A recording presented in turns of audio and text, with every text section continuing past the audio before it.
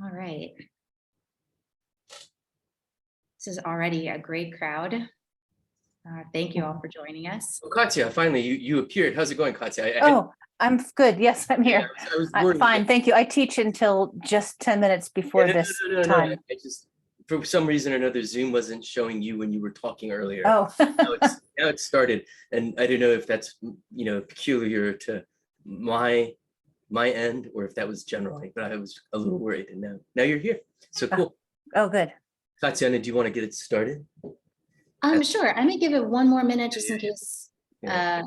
we have some others joining us, but if not, I'll start in just a minute. Tatyana, where are you right now? I'm still in Vienna. I know. When is she Yeah. talking? Yeah. Sit. Oh. Isn't this great that from all over the world we're meeting simultaneously, and it's great. Where am I literally? Bob just arrived too. Bob Blaisdell. Why are you in Tatyana? Why are you in Vienna?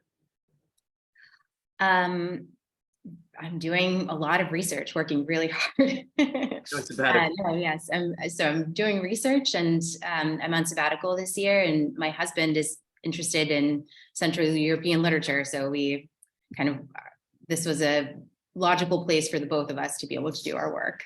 Awesome. And it's just a really fabulous city. So have your children enjoyed living in Vienna? Have they found it weird? The little one barely understands sort of what's happening, but my daughter is she's the biggest Pittsburgh booster I think this city has ever seen. She's just constantly talking about how much she loves Pittsburgh and can't wait to go back to Pittsburgh. So I think she's enjoying it, but she's eager to be home in a few months.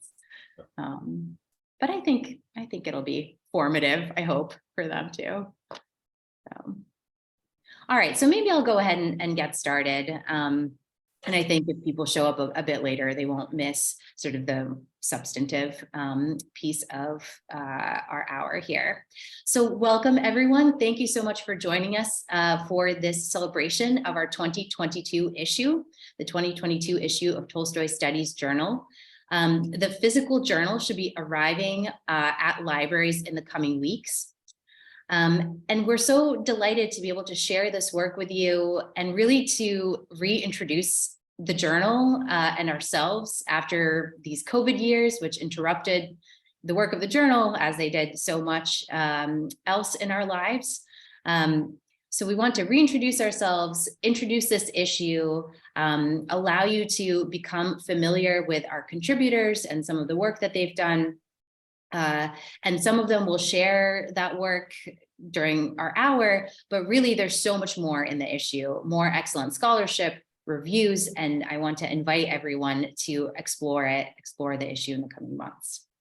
I also want to take this opportunity to thank Michael Denner, who has been editor of TSJ for 2 decades now, and Stetson University, where Michael is professor of Russian, East European, and Eurasian studies, has been the journal's institutional home. And this year I've witnessed up close the work that goes into crafting an issue, and it is tremendous. But Michael really makes it look easy. His dedication to working with contributors, to really shepherding each piece of the issue, each article, each review from conception to its final version in print. And he does it all so thoughtfully and meticulously. It's really been inspiring to watch him work. In the coming year, Michael will be passing the torch to me, and Carnegie Mellon will become the home of TSJ.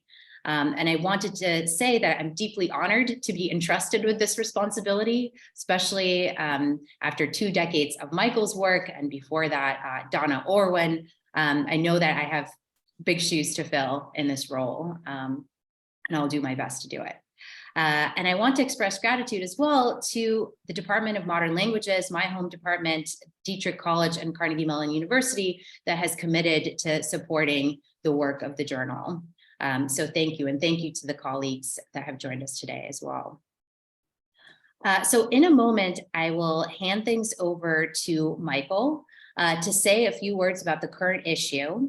Then I'll introduce a few of our contributors who will share their work. And after that, Michael and I will briefly discuss the work of TSJ sort of broadly, and a really exciting conference on Tolstoy and Russian imperialism that is planned for this summer in Tbilisi, Georgia. And it's nice to see some of our contributors to the conference here as well. You'll have a chance to ask questions either to our contributors, right, to people speaking about their work, or to Michael and me about the conference, about submitting to the journal, and sort of generally the work of the journal and our plans for the future. If you want to share ideas with us about what that future ought to look like, we're also open to that and encourage it. Thank you. Okay, so Michael, over to you. Thanks. I should say thank you to Tatyana for organizing this digital launch of the TSJ, and she's done a great job bringing together the contributors and the readers.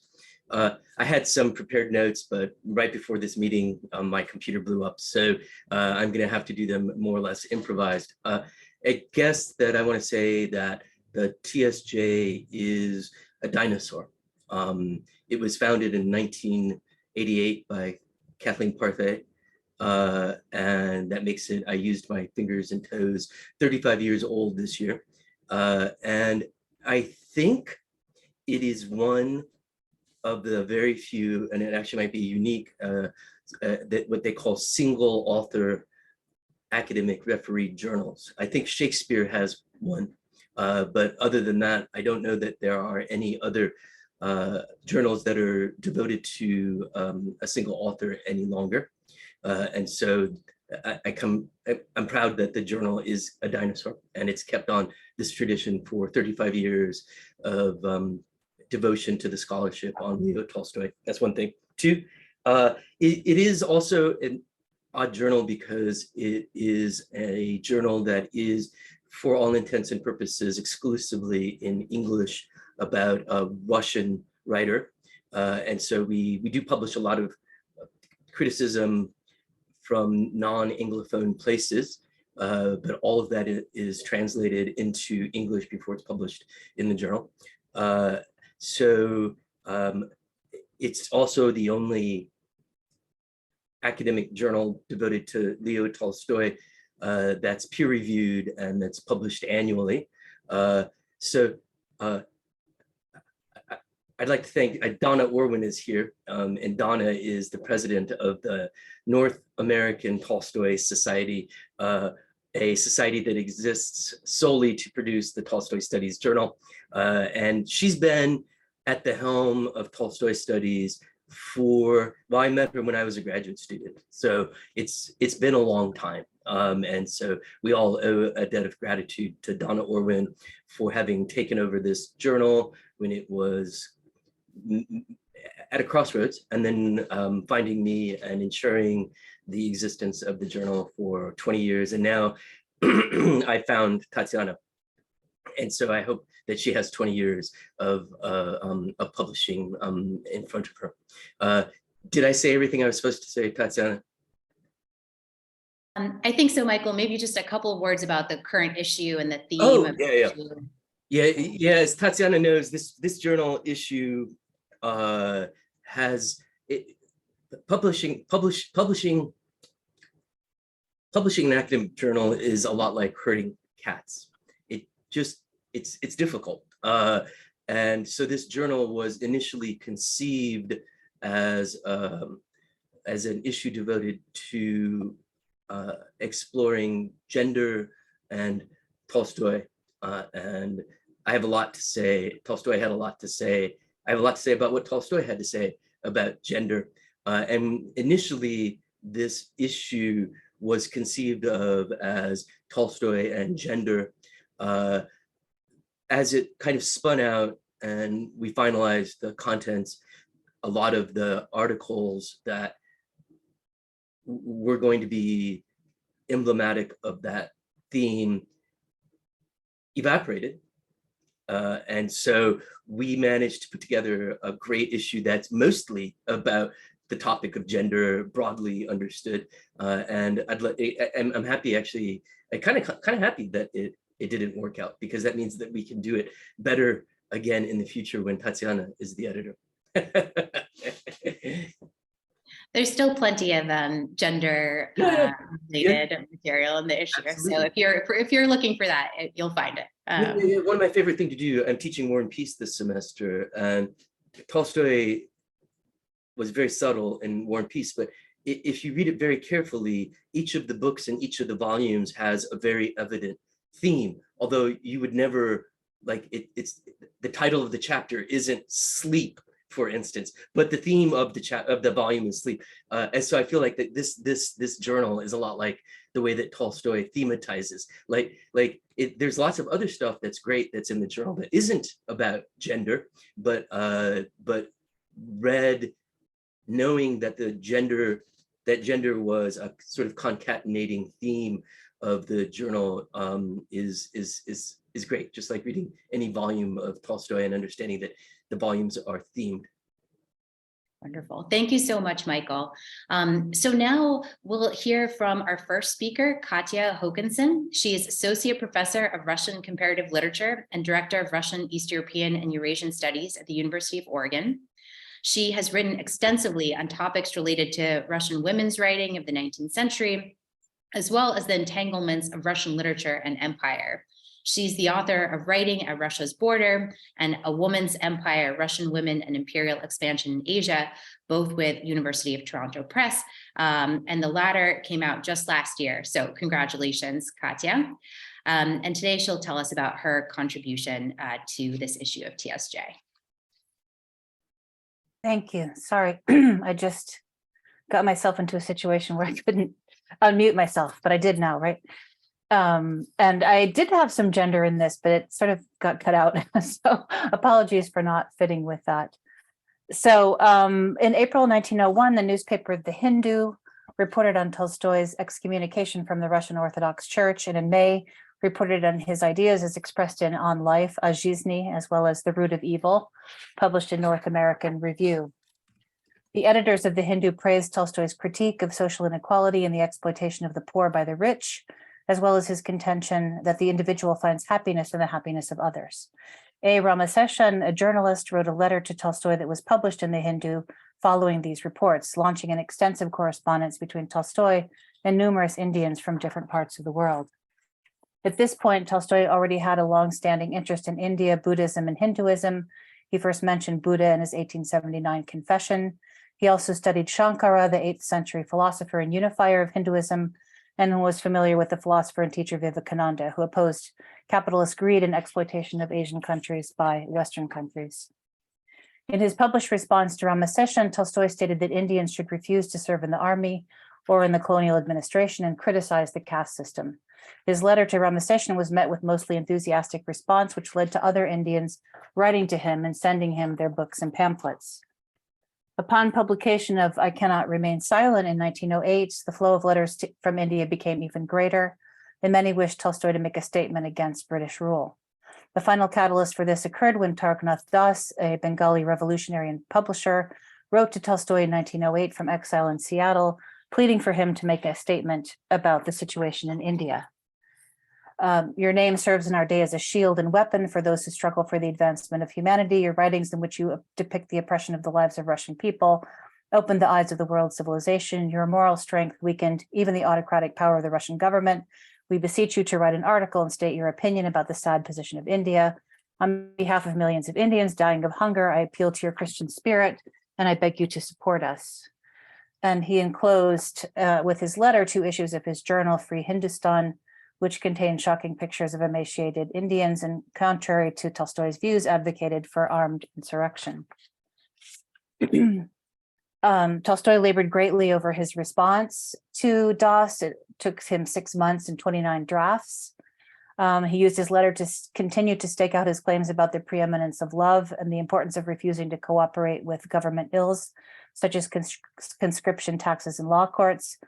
He asserted that the fact that so few Englishmen, rather weak and ill-looking, have been able to enslave the far greater number of, quote, vigorous, clever, strong, freedom-loving people, end quote, means that Indians have, quote, enslaved themselves. Tolstoy's letter disappointed Das, who wrote a 48-page rejoinder. It was published as a pamphlet, apparently did not reach Tolstoy himself. In his response, he denies that he and his compatriots are worshippers of violence and says they advocate resistance as an active effort to overcome obstacles, redefining active resistance as amenable to nonviolence. In his reply, he points out that in Russia, there was universal public education, unlike in India, and that Russian revolutionaries were given trials, unlike revolutionaries in India. He criticizes the idea that non-resistance is a workable strategy, noting that the Buddhist idea of non-resistance had led people to, quote, dullness and fatalism. Schiffman stated about Tolstoy's letter, despite one's admiration for the great writer, one cannot help being surprised at the rather weak and utopian character of this program, as his letter to a Chinaman, his other addresses to enslaved peoples. Tolstoy proposed here also the abstract moral law of love. He urged people to come to their senses, think over, free themselves, without showing concretely how this could be achieved. Nonetheless, Tolstoy's critique of colonialism was clear, and colonial governments banned the letter, which had a very strong impact on the reading public, in part because Gandhi had come across it in London, translated into Gujarati, and printed it with Tolstoy's permission in both English and Gujarati in his publication, Indian Opinion. So by distributing the letter widely in both languages to a readership in South Africa and India, by appending his own introduction, which adroitly endorsed Tolstoy's views while also acknowledging that one need not accept all that Tolstoy says, Gandhi widened Tolstoy's readership and elevated the author's reputation as well as his own. Gandhi requested to be allowed to remove references to Tolstoy's disapproval of reincarnation when he reprinted the letter, explaining that it was a very deeply held belief, and, quote, with some of the passive resistors who have gone through the jails of the Transvaal, it has been their solace, end quote. And Tolstoy permitted this. Gandhi explained who Tolstoy was in relatively straightforward terms as in his introduction to the translation of Tolstoy's letter into Gujarati, which differed from his introduction to the English language version. After noting that Tolstoy was a Russian nobleman who had had his, quote, full share of life's pleasures, end quote, and served as a soldier, he stated, no one should assume that I accept all the ideas of Tolstoy. I look upon him as one of my teachers, but I certainly do not agree with all of his ideas. Gandhi, by 1909, unlike Das, was already an admirer of Tolstoy. He was more receptive to Tolstoy's views on nonviolence than was Das. He was already engaged with his own project of satyagraha, or holding firm to truth, which was a very active form of passive resistance in which many low-level workers were willing to go to jail rather than to submit to unfair laws. In South Africa, Gandhi himself had also gone to jail and for resisting. And Gandhi had first encountered Tolstoyans in London when he studied law there and sought vegetarian food. And through vegetarian connections there, he met Theosophists and Tolstoyans. So he came across a restaurant that had Salt's plea for vegetarianism, and that was one of his links. And he was a Hindu of comparatively high caste. He'd been much taken by Tolstoy's example in The Kingdom of God is Within You, the contradiction between proclaiming the brotherhood of all, while, quote, every morning a brother or sister must empty the bedroom slops for me, end quote. One scholar noted that Tolstoy overestimated the impact his followers made when they refused military service or other demands of the state. But in fact, these ideas were important to Gandhi, both Thoreau's civil disobedience, which asserted that citizens need not follow laws that were wrong and might nobly go to jail for refusing to obey them, and Tolstoy's Christian anarchism, which asserted that God's or Christ's laws were the highest authority, allowed Gandhi to develop his own politically oriented program of satyagraha. So the two together, Tolstoy and Das, both combined being published in multiple languages in different places, in embracing, in certain ways, modernity while also keeping to older ways.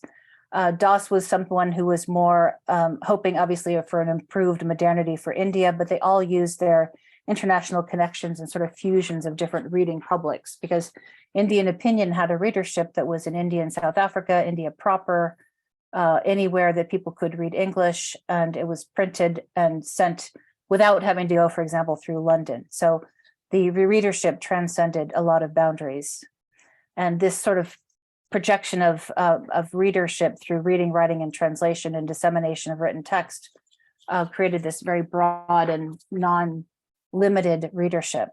So in this milieu, Das's desire for armed insurrection didn't prevail, but his role as a leader, interlocutor, and correspondent with Tolstoy was an important catalyst for the development of an influential response to the moral emergency he so powerfully presented to his reader, Lev Tolstoy.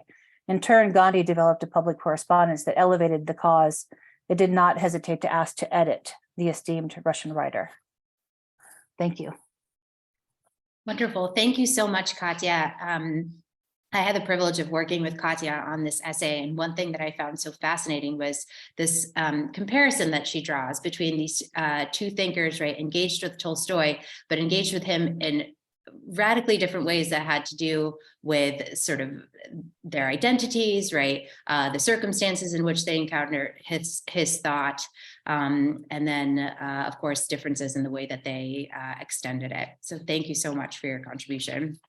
Our next speaker is Yeva Ivanilova. She's a PhD candidate in the Interdisciplinary Film and Media Studies and Slavic program at the University of Pittsburgh. Her work sits at the intersection of Russian intellectual history, film theory, and political economy. Primarily, her research is focused on regional film practices in modern Russia that are included in a broader framework of geopolitical and geoeconomic demarcations. Her publications have appeared in Kinokultura, Искусство кино, and several Russian popular websites. So she'll tell you about her contribution to the issue. Hello, everyone. Thank you so much. I'm very glad to be here and would like to thank Dr. Michael Denner and Dr. Tatyana Gershkovich for bringing this wonderful issue to life and for giving me opportunity to be part of it. In particular, I am very grateful for the time and consideration my work has been given. Michael Denner and Tatyana's support and encouragement was immensely important for me, particularly because this is my first peer-reviewed English language publication. Dr. Michael Denner thoroughly guided me throughout all the stages, from response to the reviewer's criticism till the final cosmetic correction. So thank you so much. I also would like to mention two wonderful Tolstoy scholars, Victoria Jaharyan and Bella Gregorian. I've seen Victoria's names among the participants here. Their constant encouragement and excellent suggestions were vital in making this article a reality. So now about the article itself, which is called Pregnancy, Mortality, and the Undoing of Consumerist Subjecthood in Death of Ivan Ilyich. It is primarily focused on Tolstoy's famous novella about men's dying, but it discusses neither man nor his personal experience. Instead, it suggests to pay attention to the narrative parallel between Ivan Ilych's death and his wife, Praskovya Golovina's pregnancy. I argue that the brief narrative of Praskovya Golovina's pregnancy, her postpartum experience, and her husband's aversive response trigger the mutually developing estrangement that encourages both husband and wife to flee into various forms of consumption and self-centered life. The Golovin couple in the story are alike in their inability to commiserate with one another in the two states, and that Praskovya's lack of sympathy for her dying husband mirrors his lack of sympathy for her once she gets pregnant and ceases to be a source of pleasure for him. Beginning with the moment when Praskovya was denied help with her pregnancy, she has been left with one life prospect: to proudly cherish her independence. As soon as I found and analyzed a whole spectrum of parallels between husband and wife's life and death experience in the novella, my interest shifted towards the broader context, Tolstoy's post-conversion thought, and even broader, its place in the Russian social criticism of the late 19th century, the criticism that was largely centered on so-called women question. I was particularly interested in contextualizing Tolstoy's position stances on this matter among other responses, namely conservative and liberal criticism. A little surprise, Tolstoy was at odds with everybody, but how exactly? While liberal and revolutionary intelligentsia propagated sexual and professional freedom as a necessary form of women's liberation, Tolstoy considered both to be codependent forms of social and state control. For Tolstoy, the lack of professional training and career opportunities was not the problem of women's disenfranchisement. He located the problem in women's subjection to male lust as a socio-economic force. In his writings, Tolstoy explicitly considered lust a culturally manufactured desire to consume other bodies, a desire that fueled and was fueled by market logic.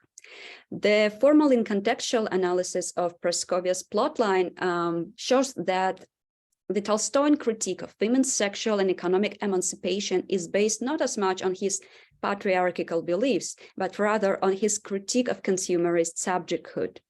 Conservatives rejected feminist values to preserve the liberties and profits of commodity exchange for upper-class men. Liberal feminists stood for allowing women to independently participate in the exchange. Tolstoy, in contrast to both, denied the emancipatory potential of commodification and argued that participating in market economies can only alienate subjects and, as a result, propel social inequalities. Indirectly sharing the Marxist critique of the exploitative nature of capital, Tolstoy could permit neither revolutionary method in general nor the emancipatory potential of industrial labor in particular. He brought in his treatise What Then Must We Do, which anticipates the title of famous Lenin's work. A woman having her special, unquestionable, and unavoidable labor will never demand the right to share also in men's work in mines or in ploughing field. She could demand only to share the sham labor of the wealthy classes, end quote. In contrast to the Marxist revolutionary response, Tolstoy asserts the necessity of a total return to, or rather, the reinvention of agricultural collectivism that would exclude both imperative of value exchange and exploitative relationships. Tolstoyan anarchic communalism in which each subject, male and female, would share labor responsibilities is concerned with the sphere of procreation. If conservatives delegate childcare responsibilities to women, Tolstoy insists on the necessity of all persons sharing this labor. If men share the responsibility of childcare with women, this form of labor can stop being gender restricted and trigger the dismantling of the entire system of the exploitative production. In other words, for Tolstoy, the dismantlement of social exploitation starts with the dismantlement of the bourgeois family as an incubator for labor division and consumerist subjecthood. In contrast to Praskovia and Ivanilova, who spent their entire lives on developing their ego, their servant Gerasim remains ideally free from the world of things and artificially crafted desires. His speech portrait is completely deprived of first-person pronouns or even definite personal sentences. His maternal love, with an element of homoeroticism, is present in the story in the selfless care that Gerasim gives Ivanilova during his illness. Gerasim's maternal labor, fully supported by the conditions of his existence, prevents him from developing a consumer's self and therefore enables him to live in harmony with his and others' bodies. In the age of escalating conflicts and everyday animosity, what can be timelier than this aspect of Tolstoyan philosophy? Thank you. Thank you so much, Yeva. Our last speaker is Braxton Boyer, and Braxton contributed to what is a really interesting feature of the journal. It's annotated bibliography. So let me tell you a couple of words about Braxton. He's a PhD candidate in Slavic languages and literatures at the University of Toronto. His interests include Lev Tolstoy, Russian religious thought and culture, and the digital humanities.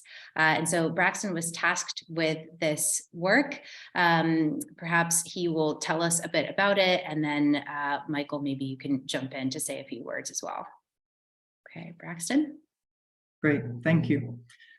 So yeah, I'll just talk briefly about my selection process for the bibliography and some of the things I noticed about current Tolstoyan scholarship trends. But first, I want to say thank you to the editors of the journal for giving me the opportunity to put together this bibliography in the first place, and for their help during the process. As a graduate student writing a dissertation on Tolstoy, this was like a hugely rewarding project to do, and I hope that all of you, the Tolstoy community, finds it valuable. Okay, so very briefly, how did I go about selecting what to include? Because as you might guess, more has been written about Tolstoy in the last 5 years. Oh, and I should be clear that this is a bibliography from 2017 to 2022. So a lot has been written since 2017, much more than I could include in one bibliography. So there were things I had to leave out. My first step was limited to what I could include from English and Russian sources. I know this isn't necessarily ideal, but since the vast majority of Tolstoy research for this 5-year span was in one of these two languages anyway, and admittedly because my own language knowledge outside of English and Russian is relatively poor, this is how I went about it first. So if you're interested in what has been written about Tolstoy since 2017 in languages other than English or Russian, unfortunately, you'll have to look elsewhere. My second step was to see what had come out from the usual places, so the Slavic and East European Journal, the Russian Review, the big presses, and so on. There was a lot of material here, and I would say that most, if not all of it, has been included. I hope I haven't missed anything that should definitely be there, but if I've missed any of your work, then I apologize. Once I had gone through all of the usual suspects, I turned my attention to what was published about Tolstoy pretty much anywhere. The amount of material here was overwhelming, but in the end, there was a lot I decided not to keep. Most of what I ruled out here was stuff that mentioned Tolstoy, but was not really about him or his work. This included quite a lot of articles from like pedagogical circles that asked questions like, what can Tolstoy teach us about children's education today?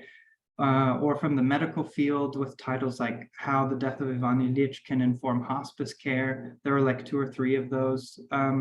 These may be interesting as a glance into how Tolstoy continues to be relevant outside of literary studies, but they don't really, at least to me, advance our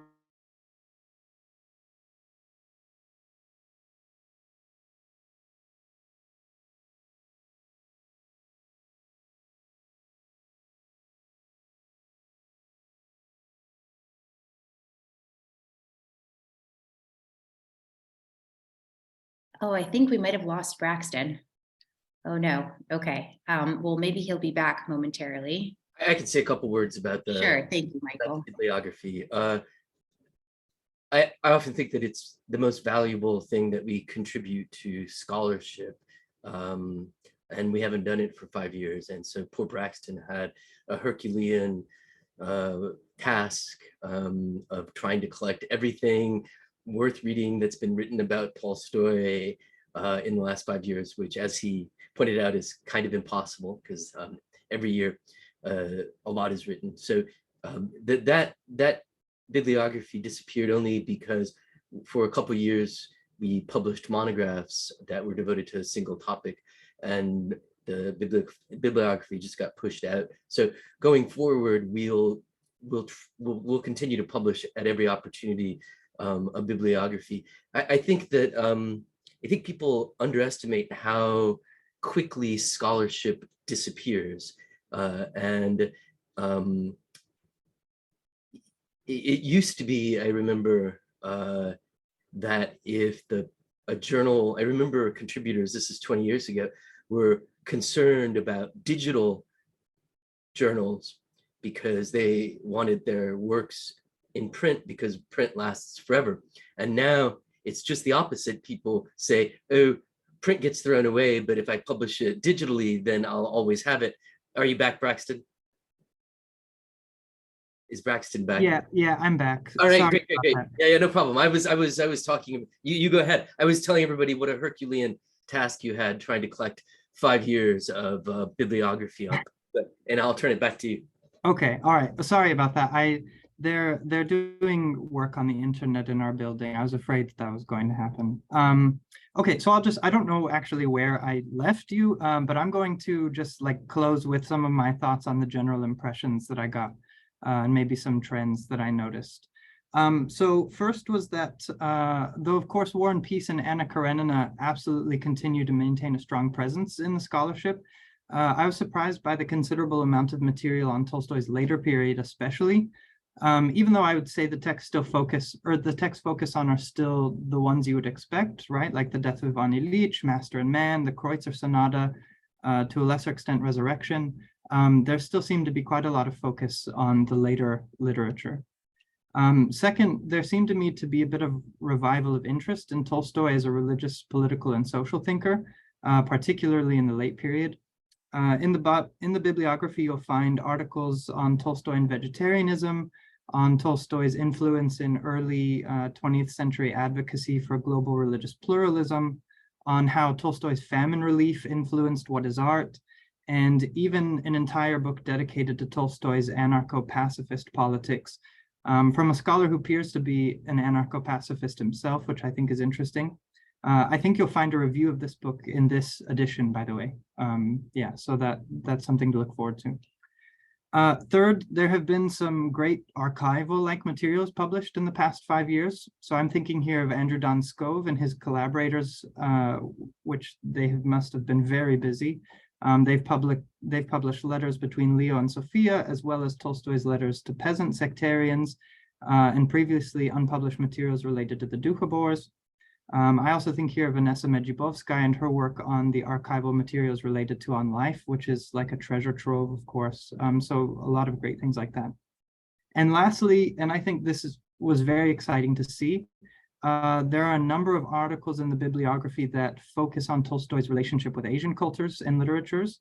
In fact, to my mind, one of the standout articles of the past 5 years is Jinyi Chu's article on Tolstoy's translation of Laozi, a phenomenal article and very thorough. I hope that the exploration of Tolstoy in Asia continues to be a trend in future Tolstoy scholarship. And judging by Katya Hokanson's article that she went over today in the current issue, this seems to be an indication that it will be.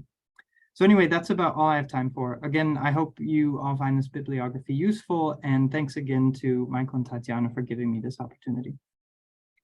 Thank you, Braxton, for your tremendous work on the bibliography, and for those of you who have colleagues or graduate students working on Tolstoy, this is absolutely, one of the first stops for looking at what's been published, right? For composing one's own bibliographies and so forth, for teaching and writing. So at this point, I'm hoping that Michael will say a few words about our upcoming conference this summer. Michael and Donna, I'd like to invite Donna Orwin to speak on this topic as well, if she would like. Plans for the conference, its conception, and then we'll open the floor and invite you to ask questions about any aspect of our work. Thanks, Tatyana. I'll speak discursively, which is the only way I know how to speak. And so if you want like important facts and data that's actually necessary, you're going to have to ask. So this conference is taking place in Tbilisi, Georgia, from June 17th to June 19th. And it is being funded largely through the proceeds from subscriptions over the last couple decades. And the North American Tolstoy Society and the TSJ are both 501c3. We're chartered as not-for-profit organizations.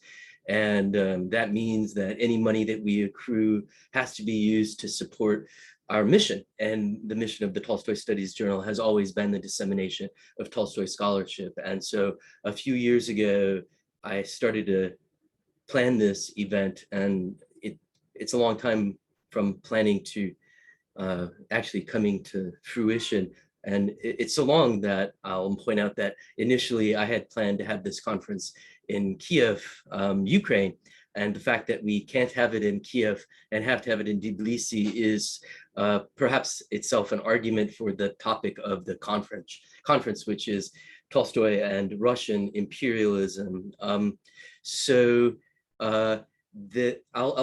just say that it's a it's a one-day conference. It's on Sunday, June 18th or June 19th. I'd have to look at my calendar. And we have 26 excellent proposals from all over the world. I assume that we'll have 26 conference presentations produced from those proposals. And we also have 2 keynote speakers, one of which is here on this call, Donna Orwin, who founded or who ran the Tolstoy Studies Journal for many years before I did, and Edita Bajanowska from Yale. Those are our 2 keynote speakers. I highly recommend Edita's recent criticism. I think it was published in Siege on Tolstoy and Samarsky, his properties in Samara. So she's going to speak on Tolstoy and Russian imperialism, and Donna Orwin is going to speak on Tolstoy and Russian imperialism, as well as, I assume, 26 global scholars. And this all happens in Tbilisi. It should be a great conference. And the next issue of the TSJ, that is to say the TSJ 2023, will be maybe exclusively, I just don't know how it's going to work out, made up of expansions of conference papers from the conference. And I don't know the length or how many of them or who's interested in doing that yet, but more generally speaking, the theme of the TSJ 2023 will be Tolstoy and war, which is a really fruitful topic. And I'm sure many of the papers that are presented at this conference will naturally cohere to that topic. Ask me questions, Tatyana, because I probably said nothing that was necessary. No, that's a great overview of what's happening and why. I wonder if Donna, would you like to say a few words about the conference? I don't really have much to add. I hope that Michael misspoke when he said it was a one-day conference. Donna, it's a multi-day conference, but all the papers take place on one day, which is I've come to think of as an ideal way to do it. So okay. Yeah. So it should be noted that it's kind of weird to say the conference goes from June 17th to June 19th and then turn around and say it's a one-day conference. But it's true. All of the conference proposals are on one day, but the conference extends on either side of that. I see. Okay, very good. So I want to say to people that in all the conferences that we've held in the past, we have a theme, but if you have something that you really think that you need to present or are ready to present to the Tolstoy scholarly community, you should be willing to do that. I assume that the same applies, right, Tatyana and Michael? Yes, we interpreted the theme quite broadly. Yes, good. Yeah, and my keynote is going to be on Haji Murat and Tolstoy's idea of history. And so I hope by the way, Edita Bajanowska's presentation will also be on Haji Murat. Okay, which makes sense given, yeah. So I'm rather than ask, I will be the person who asks the questions rather than giving the answers. I assume at a certain point there'll be a posting as to what we should do, when we should get, the specifics of the conference. Is that right, Michael? Now I can't hear you. Back to there, answering a question that Katya asked. Ask me the question again. Just to say, I assume that you're going to send out a schedule that will tell us what to do, where to go, what the hotel is, Absolutely. All the details. Yeah. I should say 2 things. That the best way to keep abreast of what's going to happen at the conference is by subscribing to the Tolstoy and Tbilisi Substack. And it's a newsletter that I send out I'll start sending it out more often, but there are 5 or 6 updates that have been sent out already. And I think that everybody who has applied to, who proposed papers are subscribed. And you had a second question? Yeah, I already have the conference schedule and it's available on the Substack, on the newsletter. Okay. Well, strangely enough, I'm not in the Substat. So maybe, make sure maybe that, make maybe sure you do all that. scratching my head, Yeah. wondering what's the details, because I'm actually beginning to think about making my my plane reservations and so on.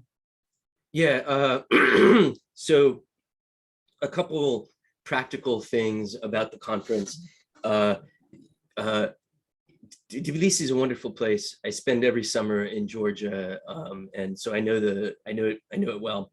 I know Georgia and Tbilisi well as somebody can.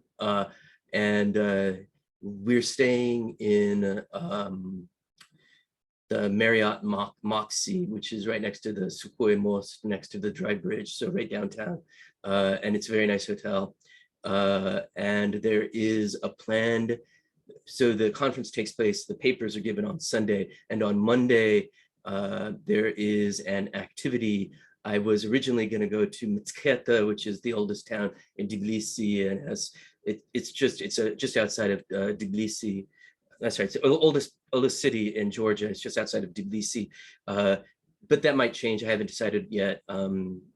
If you've ever spent any time in Georgia, you know that nothing can be done in advance, and nothing can be done without your physical presence there. And so that's just how it works. Oh, and then air flights, just as an observation and a practical concern. There are no direct flights from the United States to Tbilisi, which maybe doesn't surprise you. I usually fly through Kiev. Not going to do it this year. So London, Paris, Frankfurt, and Istanbul are the best places, because there are plenty of direct flights to those cities from the United States. And I always recommend positioning flights. And so I myself will fly into London and spend 4 or 5 days in London before going to Georgia. And so it's a great way to, go to a familiar city. Tbilisi is a very hospitable, wonderful place, and there's plenty of places to stay, but probably most people have been to places like Paris and London, and they know them well, and they're comfortable there, and it's just nice. And then fly back via those cities again is what I've always done. I'm happy to answer anything more practical if anybody has any questions. But all of that information is forthcoming as soon as the process is we've received all the proposals for the Tolstoy and Tbilisi conference for this conference, and we will inform the people who propose these papers by March 15th about their participation, and the agenda, the schedule should be ready around March 15th or so. And all of these events are always flow state. That people have to bow out at the last minute, and people appear and suddenly can go and all that. So I just don't ever think of a conference as a concrete thing until it actually happens. But that's kind of my attitude about things. This journal being a great example of it, as Tatyana can attest, is that it's like a ride, and you get on and you just take it where it goes. And if you have that attitude, then it's successful. I'm done. Tatyana, should I address any other concern about this conference? I think just stay tuned for more information about the conference. We're very optimistic, very, very optimistic that everyone who submitted a proposal will be able to attend. But we will soon sort of get back more concretely to those who submitted. And details are forthcoming via Substack, and perhaps we'll also send a more traditional kind of email at some point too, in case people aren't following closely. Substack is email. Yeah. Yes. But by the way, there's a level of comfort with Gmail or whatever it is. By the way, if you're wondering why are we using Substack, it actually, there's a long technological explanation that I could give you, but that sending emails to European addresses when they haven't opted in on a mailing list is technically illegal, but you can do it through Substack. And so there are actually reasons that we've organized it this way, because they were the least constraining options that were available to us. Absolutely. And this will be a truly international conference, which we're very excited about.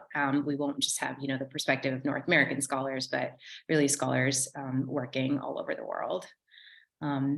So we're about 10 minutes till the end of the hour, and we don't have to stay the full time if there are no questions, but if there are questions either about the conference or just the work of the journal, please do ask. I want to encourage, oh, sorry, go ahead. No, I just wanted to say, I'm sure that this will itself provoke questions, or maybe not. I think it's often weakly understood what a peer-reviewed journal is outside and even inside of academia. And I'll just say that the process for publication in the TSJ goes something like this. Contributors write a paper and they send it to me. And I read the paper and I decide, I actually make the first judgment, and people have disagreed, but that's okay. Like, is this a work that would interest scholars of Tolstoy is a question I always ask. And so, for instance, I've gotten in the past articles that were predominantly about Dostoevsky, and I don't think that those kinds of articles are appropriate in a Tolstoy Studies Journal. And so that's the kind of thing I reject. And from that point, I choose. Tatyana did this issue. She did half, and I did half. I choose. We have a large board of editors, editorial board that you can find in any journal, and so I always ask somebody who's on that editorial board who knows Tolstoy scholarship really well, and then I ask a second person, a professor in the field, and sometimes that'll be, well, for instance, we've had papers on Tolstoy and Shakespeare, and so the second reader, I try to find obviously somebody who's an expert on Shakespeare. So I try to theme the readers to the content of the paper, and I send that out with a cover letter, asking them very politely and nicely to write a quick review of the piece. And I don't know how well known it is outside of the editorial offices, but all peer review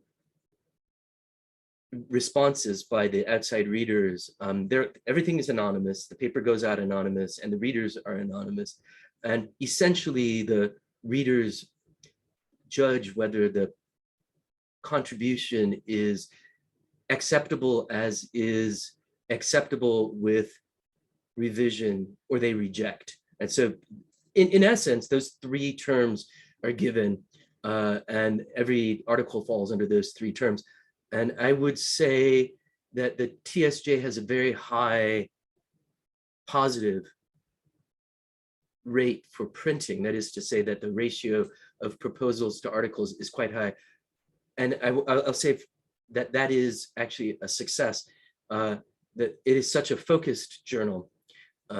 And there are so many Tolstoy experts or people who have expertise in Tolstoy that by the time that you are at the level where you're sending it to the Tolstoy Studies Journal, it's so focused and so rigorous already before we get it that I have the pleasure of accepting the majority of the submissions. But for that reason, is because like that's the nature of the very, very focused scope of our journal.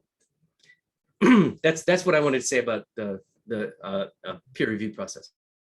I would like to just add one thing, having witnessed the sort of editorial process from the other side for the first time, that one aspect of Tolstoy Studies Journal that surprised me and kind of encouraged me was the level of engagement of the editor in this process. So usually you get a couple of peer reviews, right? And with a short note from the editor, most journals operate in this way. But here, really, you work with the editor extensively in thinking through those responses to your work and so on. And I know, many of you know this already, having contributed to the journal and known about it for a long time, but I hope that you will spread the word among those who don't, and especially among junior scholars. I think that this is a wonderful place to publish a first article, for example, not because we cut people a lot of slack or anything like that, but precisely because we do a lot, there's a lot of support through the process. So I hope, those of you who are working with graduate students, who have junior colleagues interested in writing about Tolstoy, I hope you'll let them know that this is a good place to send their work. I wanted to add also, thank you, Tatyana, that was a good point. I suspect that a lot of people don't realize the practicality of a peer-reviewed journal, by which I mean, I think a lot of people spend a lot of time perfecting an article and that before they send it to a peer-reviewed journal. And I actually think that that's backwards. And I think that it's precisely the chance, the opportunity to have your scholarship at a inchoate level reviewed by and responded to really great outside readers. I mean, you guys have no idea the length of responses to these papers that and it's very, very helpful. It is a lot like, I was once a graduate student. It's a lot like having your graduate advisor read a paper and give you feedback. But it's like now we're professors and we don't have that, but we do. And it's called peer-reviewed journals. And I think that a lot of people, I'm always surprised to find a classic conversation I have with people is I'll be talking to them and then mention Tolstoy and we'll get in a conversation and they'll say something really interesting. I'll be like, wow, that's a really profound insight on Tolstoy. And then they'll say something like, yeah, I've had this article about Tolstoy in my desk drawer for the last 10 years. And I'm always like, send it. Why don't you send that article to the TSJ? What's the worst that can happen? That we'll deny it? So anyway, I just really wanted to tell everyone that the peer review process is not is an evaluative process, but it's very, very fecund. It is really creative, and it's very, very useful, and it should be seen not as a final point in the writing process, but as a middle point to the writing process, because this is your opportunity to have your paper read, responded to revise it, and ultimately, hopefully, to publish it in the journal. That's all I want to say. Thank you, Tatyana. Wonderful. Thank you, Michael. So we're almost at time, so I will just go ahead and thank all of our contributors and audience members, participants for joining us today to learn more about Tolstoy Studies. We really appreciate being able to connect with you, and we're hoping to do so in person as well at the conference or at future professional conferences and events. Thank you all so much. Have a good afternoon. Thank you. Thank you.